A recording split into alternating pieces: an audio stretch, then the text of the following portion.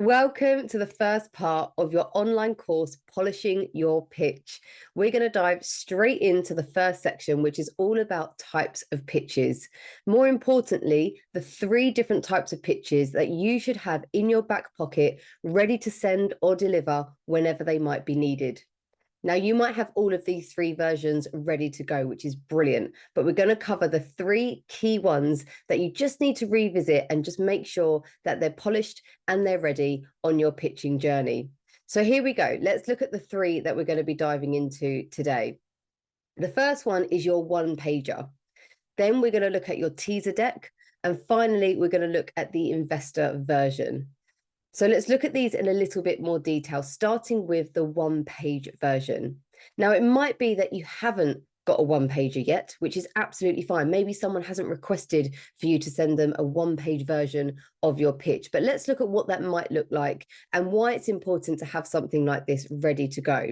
So with your one-page document, it's almost a condensed version of your pitch deck.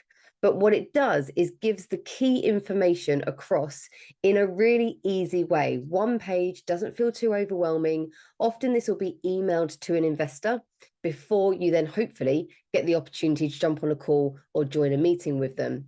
So some examples here to look at just to get a feel for how a one-pager might come together. Now, you can see both of these take a slightly different approach, but the important thing is that they're very visual.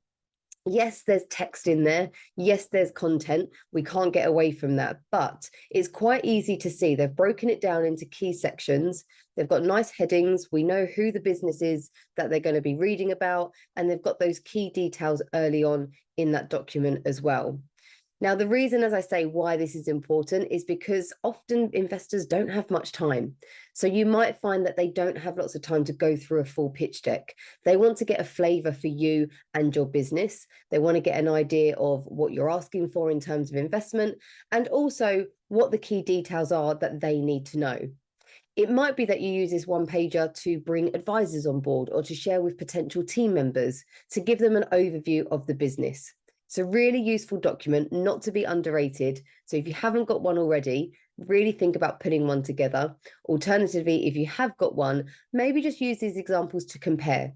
Does yours come across visual? Has it got the key details in? Is it a little bit too wordy? Or could you bring it to life with your branding a little bit more? So that's your one pager. Let's go on to the next one, which is your teaser deck.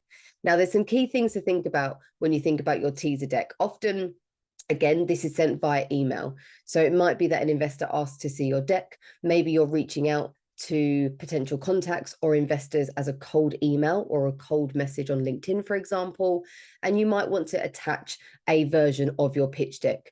Now, this isn't going to be a full version. It's very much a teaser, maybe 10 to 12 slides, just to give a bit of an overview of what you might be aiming for. Often sent via email. It might not be the version that you find yourself presenting to, and it might be that it's just your slides that you're sending. Now, what's really useful for a teaser deck is if you are entering competitions, especially startup competitions, you might have started doing these already. More often than not, these demo day style competitions will ask for a very short pitch. So if you're delivering on a demo day or a startup competition, you might only have 3 minutes, maybe maximum 5 minutes to deliver your pitch. So having this teaser deck really makes sure you're getting the key information across without having to try and rush through so much content. The main thing about your teaser deck, it covers the highlights. It's not a full-blown deck with every bit of information you need for your business, but it just gives those highlight documents. So it goes a bit of a step further from your one pager. It's then this slide deck that we're used to seeing, but it's still not going into loads of detail. And that brings us onto the third and final type of pitch that you might find yourself doing.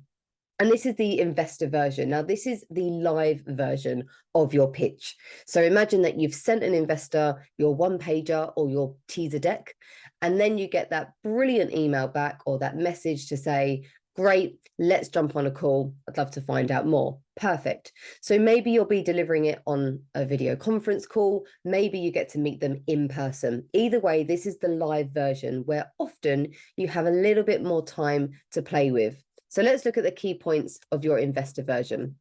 As I mentioned there, it will be in person or online. Either way doesn't matter. You've still got this version of your pitch to deliver. It just means the format's going to be slightly different, and you need to think through how you're coming across virtually or in person. The duration will vary. Now, as a rule of thumb, I often say if you've got half an hour with an investor, you don't really want to take up more than 10 minutes of that call going through your pitch. You want to leave as much time as possible for your Q&A and to be able to answer questions and really get that investor excited about your business. If you've got an hour with the investor, even better. You still don't want to go into loads of detail and take up loads of time for your pitch. I still think that 10 minutes is quite a nice one to aim for. 15 maximum if it's an hour in the room with investors. Now, one thing to mention here, and later in the course, we're going to go through nailing your Q&A as well, but a quick tip.